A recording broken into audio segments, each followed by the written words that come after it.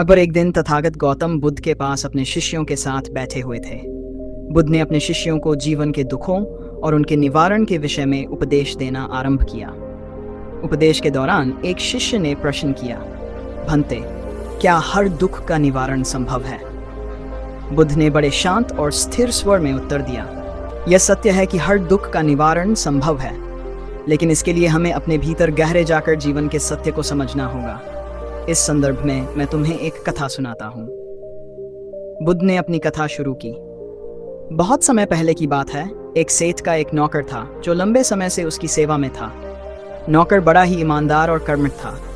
सेठ जी उसे बहुत पसंद करते थे क्योंकि वह हर काम को बड़ी निष्ठा और ध्यानपूर्वक करता था। घर की साफ सफाई का पूरा ध्यान रखता और किसी काम में कमी नहीं छोड़ता था। एक दिन की बात है, सेठ जी शाम को जब अपने घर लौटे तो उन्होंने देखा कि उनकी पुरानी और अनमोल दीवार घड़ी टूटकर जमीन पर पड़ी है। वह घड़ी उनके लिए केवल समय दिखाने का साधन नहीं थी, बल्कि उनके दिल के बहुत करीब थी। बरसों से वह घड़ी उनके घर की शोभा बनी हुई थी और उसे देखकर सेठ जी को अपनी पुरानी यादें ताजा हो जाती थीं। सेठ जी ने तुरंत अपने नौकर को बुलाया और क्रोध से पूछा, ये घड़ी कैसे टूटी? तुमसे इतनी बड़ी लापरवाही कैसे हो गई? नौकर ने सिर झुकाते हुए कहा, मालिक, मुझसे बहुत बड़ी गलती हो गई। जब मैं सफाई कर रहा था तो घड़ी मेरे हाथ से छूटकर गिर गई और टूट गई। मुझे इसके लिए बहुत खेद है। कृपया मुझे क्षमा कर दें। सेठ जी का चेहरा क्रोध से लाल हो गया। उन्होंने तेज आवाज में कहा, सिर्फ माफी मांगने से क्या होगा? तुम जानते हो कि ये घड़ी मेरे लिए कितनी महत्वपूर्ण थी। बरसों से ये हमारे घर का हिस्सा थी। अब इसे कैसे वापस लाओगे? नौकर कुछ नहीं बोल पाया, बस सिर झुकाकर खड़ा रहा। सेठ जी ने उसे डांटने के अलावा और कुछ नहीं किया, क्योंकि वह जानता था कि नौकर ईमानदार और भरोसेमंद था। लेकिन उस रात सेठ जी को नींद नहीं आई।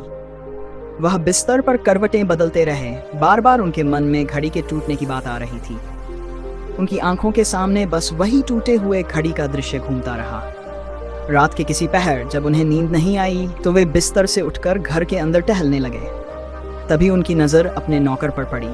नौकर गहरी नींद में खर्राटे ले रहा था। सेठ जी को यह देखकर और भी अधिक गुस्सा आया।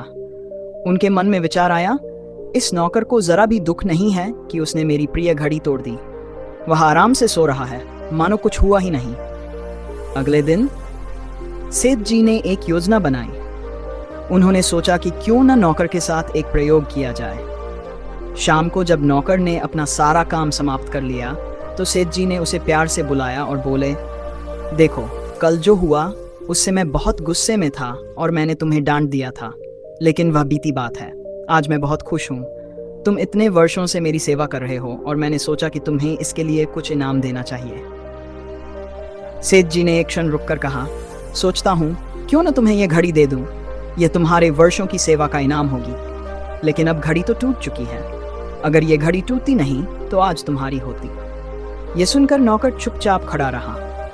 उस रात सेठ जी ने आराम से सो लिया, लेकिन अब नौकर को नींद नहीं आई। वह सारी रात करवटें बदलता रहा। बार बार उसके मन में यही विचार आता रहा, अगर घड़ी नहीं टूटती तो वह मेरी होती। कथा समाप्त कर बुद्ध ने शिष्यों की ओर देखते हुए कहा, अब शायद तुम समझ चुके होगे कि दुख का सबसे बड़ा कारण हमारे मन में उत्पन्न हुआ मोह है। जब सेठ का घड़ी से संबंध था तो घड़ी के टूटने का दुख उसे हुआ, लेकिन जब सेठ ने वह घड़ी नौकर को देने की बात की तो अब उस घड़ी का संबंध नौकर के साथ हो गया और अब घड़ी के टूटने का दुख सेठ से हटकर नौकर को होने लगा। यही मोह है जो हमारे जीवन के हर दुख का मूल कारण है। जब तक हम इस मोह को नहीं त्यागते तब तक हम दुखों से मुक्ति नहीं पा सकते। बुद्ध की यह कथा सुनकर शिष्य गहरी सोच में डूब गए।